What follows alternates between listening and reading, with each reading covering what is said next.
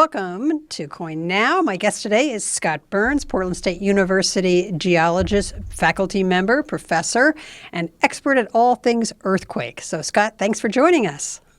Thanks for inviting me. Fill us in a little bit. You know, one of the things that's interesting going on in the month of July is that we've seen a swarm of earthquakes underneath Mount Rainier. A lot of people getting a little nervous about that. Why is this getting so much attention, do you think? Well, all of our volcanoes, all up and down the Cascade Mountains, have seismographs on them. And the Cascade Volcano Observatory, just across the river from us, monitors all of that. And the reason is if we want to know if the volcano is coming back to life, if there's going to be a volcanic eruption. And the first thing that we find out is when magma is moving up underneath, it creates a whole bunch of very, very small earthquakes we call a swarm of earthquakes. And that's what happened here. We had a few small earthquakes there. So either magma is coming up underneath Mount Rainier, or there are some collapses that are occurring inside of the volcano creating those. And so what we'll do is keep monitoring all of the seismographs. And if they continue to have more and more small earthquakes, it means the magma is moving up, and then we start looking at, is there going to be an eruption? So that's, and this is typical for all of our volcanoes. And we have geologists out there with the USGS taking a look at that and making sure that we're going to be safe. My understanding is some of the folks that are over there have said nothing to worry about, that it's more hydraulic action that's underway there. Can you explain that a little bit? Yes, and Mount Rainier is not one of these violent volcanoes like Mount St. Helens that would create huge amounts of ash and explosions that are coming out. It's a gentle giant. And so most of the volcanic eruption is going to be up on the mountain, and it's not going to be producing ash that will go down. But what happens is it has more glaciers on it, big moving masses of ice. And if the volcano comes back to life, it will start melting some of those glaciers, and they'll put huge amounts of water into the streams, which will activate a lot of the sediments that are there, creating what we call a debris flow, or a lahar, L-A-H-A-R. And those will go down all of the rivers down towards the Puget Sound. And we have studied that. The U.S. Geological Survey has monitored where all of those have been, when, in the past. And there are a lot of towns that are on old lahar deposits. And so those towns will be very interested in, hey, is it coming back to life? And are we going to have any lahars produced? And they will be evacuated if they do produce any. Way ahead of time, people are going to be safe. But we're keeping an eye on the mountain. The first step in any volcanic eruption are little earthquakes. The largest so far, I guess, among these swarms was, they say, a 2.3. What's the number that we should be concerned about? I remember Mount St. Helens was just over a 5. Yes, and once you get up to fives and above, that means that you could possibly have a pretty violent eruption that is going to be occurring. Mount Rainier, we're not going to expect to have those really big, high magnitude earthquakes and then a big volcanic eruption. Now, it could happen, but most likely, based on past history and volcanic deposits, no, it's not. And so the geologists are on this, monitoring it right now and keeping an eye on it and letting us know. You know, we look at Mount St. Helens, you have Mount Rainier, Mount Hood. What actually is underneath there? Some people say they're still surprised to learn that all these big mountains, obviously Mount St. Helens had, with the volcano, but these are all volcanoes, not just mountains as we know them. Yes, and so there are magma pockets underneath each one of the volcanoes, but it's related to the plates off of the coast, the Juan de Fuca plate and the Gorda plate. These are small oceanic plates that are created about 200 miles off of the coast by a ridge of volcanoes. Volcanic eruptions occur very, very slowly, creating a plate that is moving 2 to 4 centimeters a year in a easterly direction. And so here we are in North America. The plate's going down underneath. It goes down underneath. It melts and comes back to the surface as a chain of volcanoes from Mount Lassen down in California all the way up to Mount Garibaldi in British Columbia. So that's why we have this beautiful chain of volcanoes that we call the Cascade Mountains, because the Juan de Fuca plate is being subducted underneath North America, melting and coming back to the surface. We often refer to as Mount Hood as a dormant volcano, but I guess is that a bit of a misnomer that it could still No, erupt? it's not, because it hasn't erupted in a very long period of time. Uh, and then the last eruption, which was way over 1,000 years ago, was not it is not a violent volcano like Mount St. Helens. And most of the ash and lava flows that are produced on Mount Hood are generally staying on the mountain. And then the biggest problem that we have for the Portland area would be debris flows or lahars coming down the Sandy River. And then that's where everything is produced on the mountain, and then all that sediment goes into the Sandy River and then creates a slurry of debris coming down. But ash coming down into the Portland area of Mount Hood, it just hasn't done that in the past, or any of the other volcanoes that we have in the Cascades. We hear about these swarms going on of small earthquakes from time to time at a lot of these locations in the Pacific Northwest. Is there anything, I guess it becomes a bit white noise for folks, because I hear about it, nothing actually erupts. Um, and people just sort of go about their business, say, well, that's kind of the way it is. Is there anything that people should be concerned about when they hear about these swarms of earthquakes going on, especially lately underneath Mount Rainier? Yep. So number one, it shows that the U.S. Geological Survey is doing their job, and that seismographs are picking up that something is happening underneath the volcano. When we become concerned is when these swarms occur over and over and over, week after week after week. That is meaning that things are moving up. And so what we will be asking is, are there any more swarms coming up in the future? That's the most important thing. And a series of swarms over 2 to 3 to 4 weeks mean that the volcano is coming back to life. So far, it's just been that one little swarm that we have. And it shows that the U.S. Geological Survey is doing their job and monitoring and trying to protect all of us. You talk about the monitoring that goes on. We had Mount St. Helens in 1980. There were close to 60 people who lost their lives in that. What's changed over this, decades in terms of the monitoring system, maybe earlier warning? I mean, what kinds of things have changed? Well, it became awareness of volcanic activity. Before that time, we didn't have any of the volcanoes being monitored. And then when you had this incredible disaster with Mount St. Helens, it gave birth to the volcano observatory over in Vancouver. I mean, it was not it wasn't there beforehand. And now they monitor all of the volcanoes from Mount Lassen all the way up to Mount Garibaldi. And now they have responsibility really helping all other countries, Central and South America too, in monitoring volcanoes that you have got. And so we had no volcano observatory before. Now we have one that not only covers the whole west coast of the United States, but then also reaches out and helps other countries in the world, because we just do not want to have people killed as a result of volcanic eruptions, whether it is from the ash or from what we call lahars, which are debris flows coming off of the streams.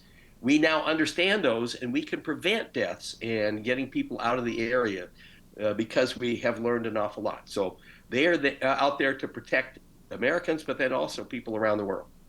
Has the technology improved greatly? In other words, my understanding is that there's physical monitoring equipment that is below the surface. Can you explain a little bit about the actual monitoring other than clearly visual monitoring? Yes, and so first of all, the basic thing is we have seismographs on all of the volcanoes saying, are there earthquakes? And earthquakes are the first sign that magma is moving up. But then we also fly over the volcanoes and take pictures of the ground and using color infrared photography in the plains. And if magma is coming up into a certain part of the volcano, it will give a different color in the photography, and it shows, oh, the magma is coming up over here. Thirdly, we have inclinometers on the volcanoes, and so as magma comes into it, the slope angles on the volcanoes will change. And we learned all about this way back when Mount St. Helens came back to life, and we started monitoring this. And now the U.S. Geological Survey, it's standard of practice on all of our volcanoes to have all of these types of instruments out there to help us know, is the volcano coming back to life, and if it is, how active is it becoming? You talk about slope angles. Can you explain a little bit about that? Yes, as magma goes into the volcano, it will create a big bulge. And so before Mount St. Helens erupted on the north side, there was a bulge that created, and the slope angle went from like this to up like this, and they picked it up. They knew exactly where the bulge was, how big it was, because they had a whole bunch of these monitors on the volcano, and how fast it was growing, up to 5 feet a day as the magma was coming in. And then we knew that the eruption would be on the north side, and it did. And as a result, we've learned an awful lot about that. So placement of these seismographs all over are there, but then also color infrared photography, by flyovers, many other things too. It's pretty standard of practice with the U.S. Geological Survey. Do you have any concerns going forward, without getting too political, whether there would perhaps be cuts made to monitoring? Yes, I mean, most of the good portion of the U.S. Geological Survey is out there to help humans, and there's a certain part that is a pure understanding of the geological unit that you have got there, of the volcanoes, of the streams, of the geology of the area. But the other thing is protection of people. And we did it before the U.S. Geological Survey was around. Nobody was out there saying, hey, geological events can kill people and destroy property and stuff like that. And so the U.S. Geological Survey was put into shape as a result of that. And so they have two purposes: generation of geological information, but then secondly, protection of people. And they do an absolutely great job. We are very, very proud of our U.S. Geological Survey, and they reach out to many of the other countries of the world, educating all of their geological surveys and how to protect the people. And it's all a result of disasters in the United States going to the creation of the U.S. Geological Survey. Where do we fit in when you look around the world in terms of seismic activity, seismic threat here in the Pacific Northwest compared to other parts of the world? Well, most of the seismic activity that we have in the United States is the West Coast and Alaska and Hawaii. But then, there was an earthquake a few years ago in Virginia, and it knocked over a few picnic tables and stuff like that. We have a big poster in my office that said, we will maintain life on the East Coast. I mean, it's only a 4.5. It didn't affect anybody, but they don't get the big earthquakes there. But they look into other things: floods, for instance, landslides, coast to coast. So all of the geological hazards that they have got, the U.S. Geological Survey is out there trying to prevent loss of life and property. When you look at what the activity is in Hawaii, for example, we always are showing pictures of the volcano erupting on the Big Island, which seems to be fairly frequently. People say, whoa, I would love to be able to see that. They see it more as an attraction, I guess, than a threat. Do you think there's a little concern that that's how people view volcanoes? Yeah, I mean, one of our volcano observatories with the U.S. Geological Survey is literally right next to Kilauea. And they're the ones that are monitoring Kilauea, which is the big active volcano that is on the Big Island. The good news is that volcano is not a big explosive type like Mount St. Helens.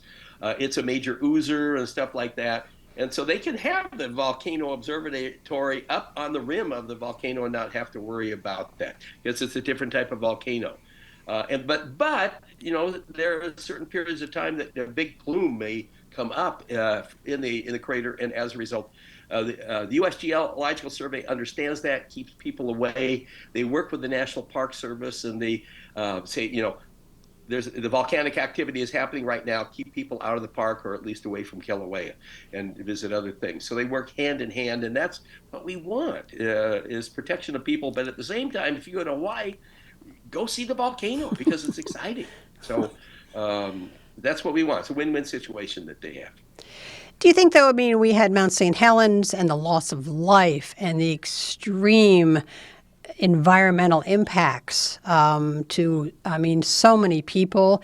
And that was, 45 years ago. And there's a lot of people who have moved here, weren't born then, or were little at that point and don't remember that.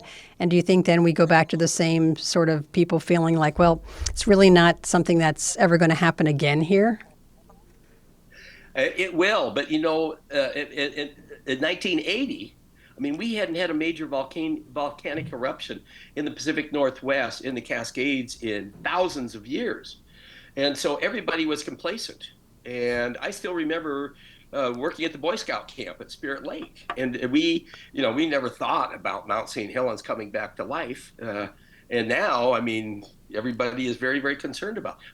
The eruption of Mount St. Helens completely changed volcanic studies in the United States with the U.S. Geological Survey.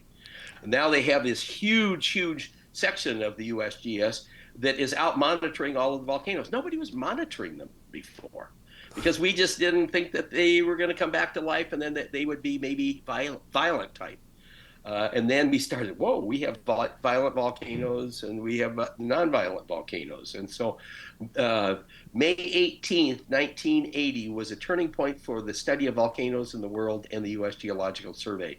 And now we've got the study observatory across in Vancouver, but then we have them all around the world now as a result. So that was a major, major change in the study of volcanoes in the United States.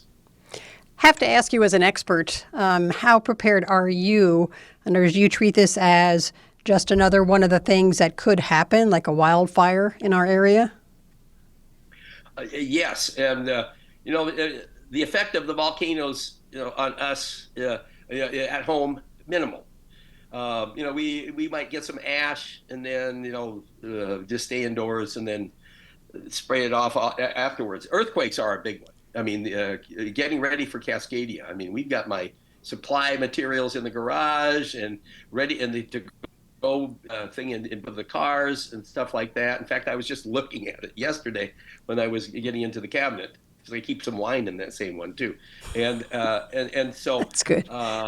I'm prepared for that. The big one here in the Pacific Northwest is Cascadia and the big seismic earthquake along Cascadia, breaking from one end to the other. That's the one that we need to get everybody prepared. That area being where? From Northern California all the way up to British Columbia, from the coast inland to Portland and through Seattle, and then not Klamath Falls, but Medford in the southern part of the state. So we'll be affected. And so it averages on every 500 years, it breaks from one end to the other, but then we have some smaller ones on the southern margin, which are more periodic in between, but they're smaller magnitude. So I'm prepared for that. You're the expert. What about for the novice? What are a couple of things that you say, look, if you just do one or two things, people get overwhelmed? Is there a couple of things that should be taken care of now? Well, if we have a major Cascadia, we will all go into a camping mode. So I'm a camper, and so all my camping gear is all in the garage, and so we have that. But I also have water. So I have a whole bunch of water, which I change out every year on May 18th. That's the anniversary of Mount St. Helens Sure. going off. And then also I have food, and it's all freeze-dried camping food. And so I could, survive for a week for doing that. Within 3 or 4 days, the American Red Cross is going to come in. It's going to have food for people and helping people and stuff like that. But you're on your own for the first 3, 4, 5 days. And so that's how I'm prepared at home. And then I've tried to get all my neighbors around us to do the same thing. Are they willing? Yes, they said, what do you mean? Some of them didn't even know that we had an earthquake potential that we have got. And I said, in case of a major earthquake, we're going to be our first responders to one another. So it's a good way to get to know your neighbors too. And in Portland, we have these NET teams, neighborhood emergency teams. And Portland is so organized. I'm very, very proud of our city in my talks that I give around the world, I brag about Portland. Scott, one other area that we haven't touched on very briefly is the earthquake potential offshore. In other words, we often hear about, the earthquakes going on off the Oregon coast. Those potentially could affect us here. Yeah, we get a lot of earthquakes just off of the coast, especially off the coast of Klamath Falls in southern Oregon, because that's a boundary between two plates that we have got. Generally, they're small. They're not going to create big tsunamis. The big one that will be produced is Cascadia, where the whole plate from Northern California to British Columbia breaks all at the same time. But all of the ones offshore, no tsunamis, they're small. And they're generally 4 and less in magnitude, and so they are not.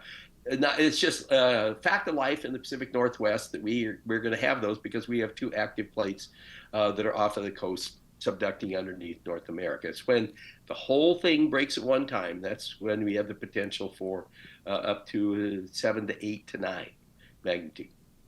Scott Burns, thanks for the time. Our earthquake expert we always rely on. Much appreciated to fill us in and at least help us know a little bit more and I guess do at least some kind of preparation for what's going to come at some point, right? Yes. And Lisa, thank you very much for covering this because I think if everybody in the Pacific Northwest is aware of potential geological hazards that we have got, you guys do a great job of preparing us. And so thank you very much. We appreciate that because the more prepared we are, the faster is going to be the recovery and the less people are going to be hurt. And those two things are very, very important. So thank you very much for all you do. Absolutely. Thanks again, Scott. Take care.